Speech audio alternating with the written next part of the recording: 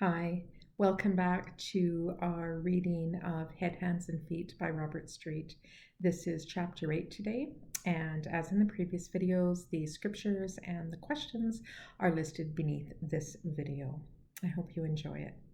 The people's voice.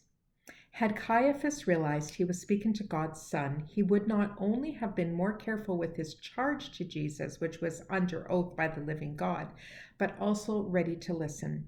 Had Herod wanted to understand who Jesus actually was, he would have taken the opportunity of meeting Jesus more seriously.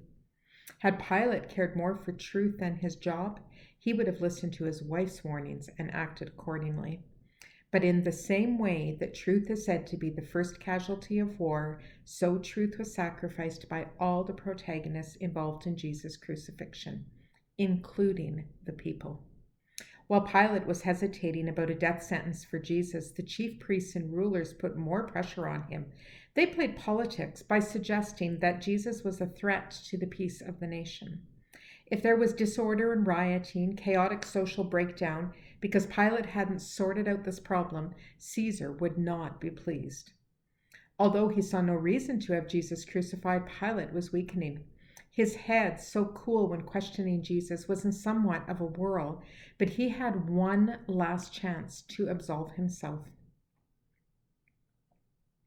of the problem. He could throw open the verdict to the people. Every year at the feast, the governor could release one prisoner at the request of the people. He offered them Jesus.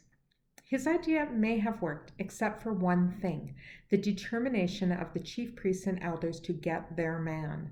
They persuaded the people to ask for Barabbas, a criminal who was in prison for insurrection in the city and murder. At least he was a Roman hater. The sound of the large crowd chanting for the death of Jesus must have been chilling.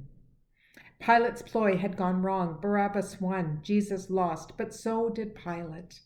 His ceremonial washing of his hands, declaring that he was innocent of Jesus' blood, has never absolved him of the guilt. And the people who so readily shouted that they would take the blame could never have imagined the centuries of unwarranted persecution that this would bring to Jewish people everywhere. But that night, that day, truth was sidelined for expediency, self-interest, lack of thought, and stark wickedness. "Here is your king," Pilate said to the Jews, but they shouted, "Take him away! Take him away! Crucify him!" John 19:14-15. In the midst of it all, Jesus stood, silent and surrendered to his sacrifice. The people had made their judgment: religious, political, royal, gullible, unthinking, conniving, rich and poor, all played their part. The will to see justice done was absent. It has been absent throughout all the years since. In all kinds of situations and places, we have all played our part. Our heads, hands, and feet are not guiltless. Self-centered thoughts, wrong actions, and wayward paths, they are known to us all. The wonder is that God still grants us the blessing of using them, head, hands, and feet, in his service, as well as the free will to abuse these and other gifts and skills in any number of ungrateful, unthinking, dubious, and hurtful ways. He didn't give up on us at Calvary. He doesn't give up on us today. Love never gives up. That night and on the cross, the head, the hands, and the feet of Jesus spoke louder than all the words of hate thrown at him, and they speak forever to the hearts of all who dare to look at him. Our scriptures today were taken from Matthew 27, verses 11-26, and John 19, verses 1-16. And here are the questions. Caiaphas, Herod, and Pilate were in a position to listen to Jesus, yet they all failed to get to the truth. Each was more concerned for his own interests.